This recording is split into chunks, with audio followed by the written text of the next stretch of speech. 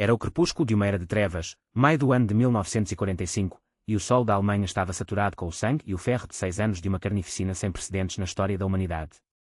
O conflito mundial estava finalmente chegando ao seu desfecho inevitável, com as outrora imbatíveis forças armadas alemãs desmoronando-se em cada frente de batalha, como um castelo de cartas atingido por uma tempestade de aço. No meio desse caos generalizado, um figurão da organização criminosa SS foi capturado e levado às pressas para o quartel-general da 3ª Divisão do Exército para enfrentar um interrogatório que prometia ser tenso. Ele tinha sido pego em uma emboscada perto dos arredores de Munique, onde sua unidade ainda tentava manter um dos últimos focos de resistência desesperada contra o avanço dos aliados. Os oficiais de inteligência americanos, exaustos mas focados, estavam desesperados por qualquer fiapo de informação que pudesse revelar posições defensivas ocultas ou os esconderijos de outros bandos da SS que ainda se recusavam a aceitar o fim. No entanto, aquele comandante específico da SS não parecia nem um pouco interessado em colaborar ou responder às perguntas que lhe eram feitas de forma direta. Em vez de entregar os pontos ou tentar salvar a própria pele, ele resolveu dar um show de arrogância. De pé no meio daquela sala de interrogatório improvisada, com as mãos presas por algemas frias e cercado por soldados americanos que o observavam com desconfiança, ele disparou uma ameaça sombria que não era apenas para os oficiais ali presentes, mas para cada único soldado que servia sob o comando do 3º Exército. Ele declarou, com um olhar gélido, que a SS nunca levantaria a bandeira branca da rendição, que eles continuariam a pelejar a partir das sombras, caçando cada soldado americano nas florestas mais densas, nas montanhas mais escarpadas e no meio das ruínas fumegantes das cidades destruídas. O nazista afirmou com todas as letras que a guerra formal poderia estar respirando seus últimos suspiros, mas que a matança em si estava apenas começando e duraria por décadas se fosse necessário. Segundo ele, os soldados americanos nunca conheceriam o que é sentir segurança em solo alemão, pois seriam eliminados um por um em emboscadas covardes, e a SS se encarregaria pessoalmente de transformar a vitória aliada em um pesadelo constante. Aquilo era, na mais pura essência, uma manobra de guerra psicológica grosseira, uma tentativa desesperada de semear a semente do medo e fazer os americanos acreditarem que a ocupação seria uma sentença de morte lenta sob perigo constante. Sem perder tempo, os oficiais de inteligência reportaram o incidente imediatamente ao general Patton. Não fizeram isso por estarem com as calças na mão, mas sim porque aquele comandante da SS estava cruzando uma linha perigosa ao tentar intimidar abertamente as tropas americanas com promessas de terrorismo. Em menos de 60 minutos, o próprio Patton cruzou a porta da sala de interrogatório, e o que ele disse para aquele alemão arrogante se tornou uma daquelas histórias lendárias que percorreram cada acampamento e trincheira do 3º Exército como um rastro de pólvora.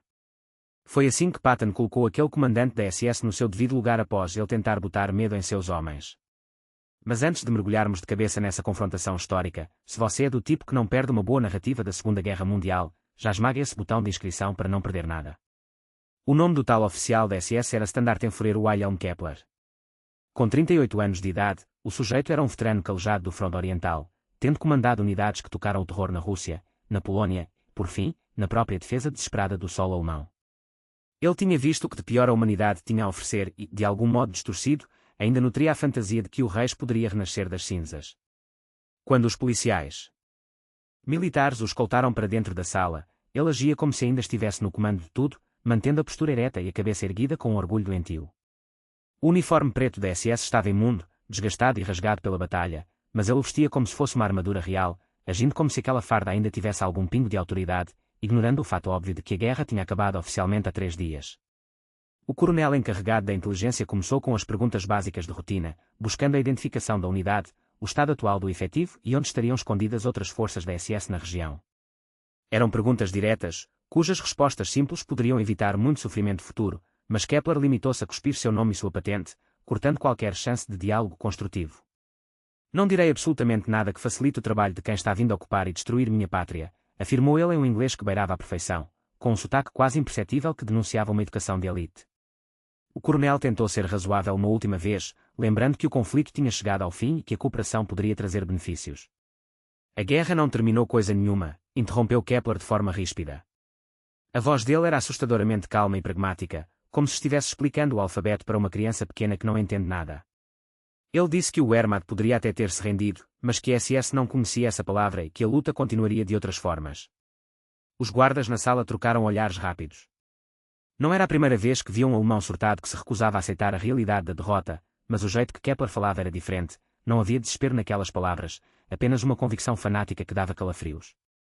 Kepler continuou o seu monólogo dizendo que os americanos se achavam os grandes vencedores só porque Berlim tinha caído e Hitler tinha batido as botas, mas que eles estavam redondamente enganados.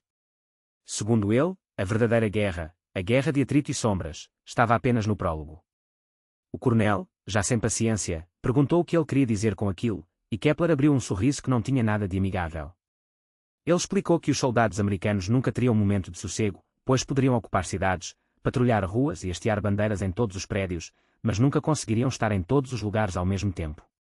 Com um olhar de psicopata, ele encarou cada americano na sala e disse que a SS conhecia cada palmo daquelas florestas, cada caverna nas montanhas e cada buraco nas ruínas, e que esperaria o momento certo para caçar os invasores um por um. Um dos policiais militares não aguentou e disse que aquilo que ele estava descrevendo era crime de guerra, um ataque contra forças de ocupação protegidas por tratados. Kepler soltou uma gargalhada sarcástica e questionou quem eram eles para falar de crimes de guerra após bombardearem cidades inteiras cheias de civis. Para ele, as regras tinham sido jogadas no lixo e o que restava era uma luta brutal pela sobrevivência e pelo futuro da Alemanha. O coronel, farto daquela insolência, ordenou que o levassem de volta para as celas de detenção, dizendo que resolveriam aquilo depois.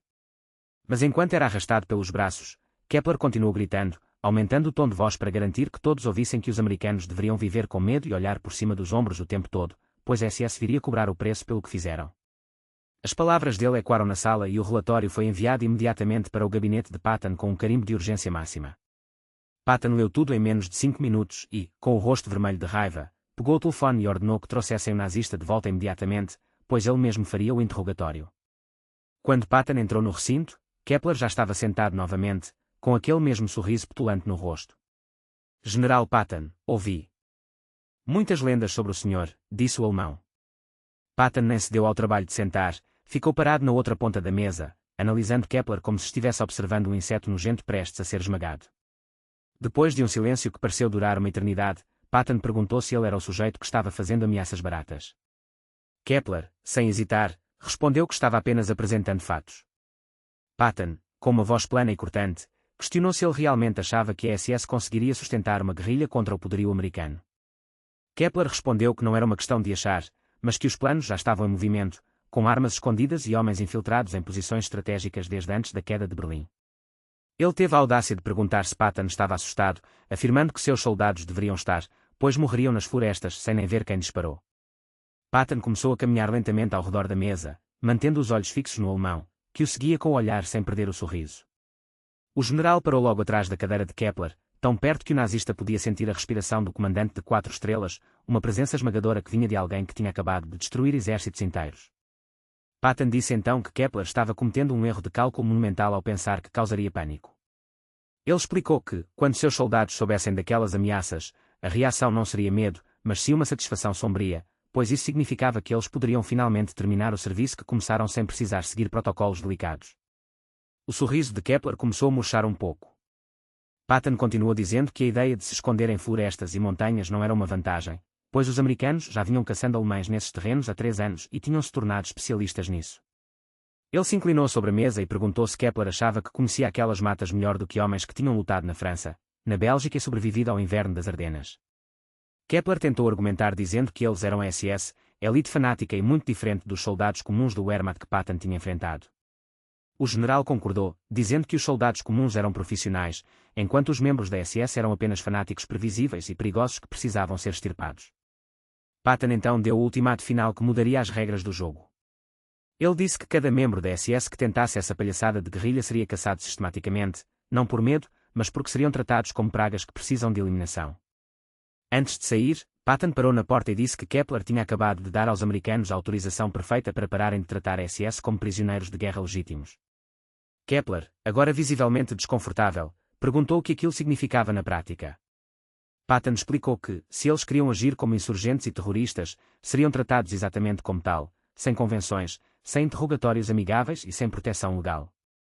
Ele ordenou ao coronel que extraísse cada detalhe, cada nome e cada localização daqueles planos de resistência e que espalhasse a notícia por todo o Terceiro Exército. Qualquer membro da SS envolvido em atividades de insurgência deveria ser detido e interrogado com severidade máxima.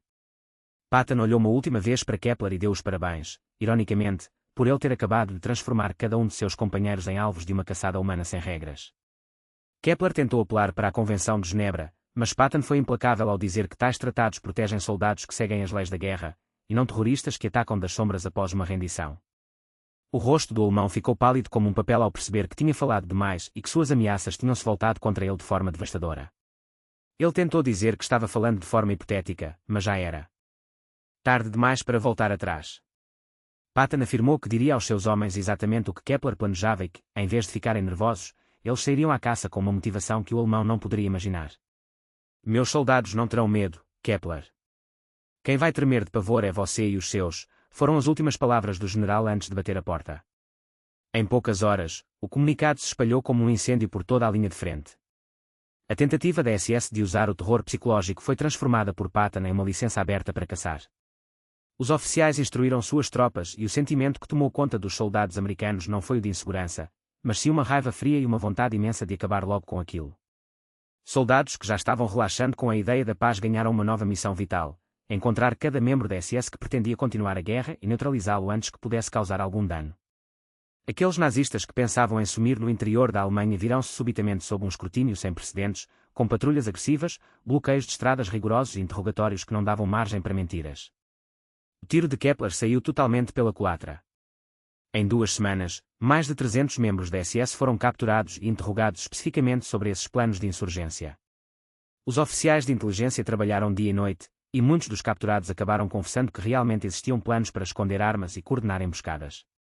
Graças à reação imediata e esmagadora de Patton, toda e qualquer tentativa de resistência organizada foi sufocada antes mesmo de o primeiro tiro de guerrilha ser disparado. O próprio Kepler não escapou do destino que ele mesmo selou com sua arrogância. Ele foi levado a julgamento por conspiração para atacar forças de ocupação, usando suas próprias palavras gravadas na sala de interrogatório como prova principal contra ele. O resultado foi uma sentença de 20 anos de prisão, dos quais ele cumpriu 12 antes de ser colocado em liberdade condicional no ano de 1957. Anos mais tarde, em uma entrevista após sair da cadeia, ele admitiu em voz baixa que seu maior erro foi achar que conseguiria intimidar o exército americano, admitindo que Patton foi um adversário que ele subestimou totalmente. Historiadores militares até hoje debatem se a reação de Patton foi exagerada ou se Kepler estava apenas bufando, mas o fato é que a agressividade do general garantiu que nenhum soldado americano morresse em ataques covardes pós-guerra.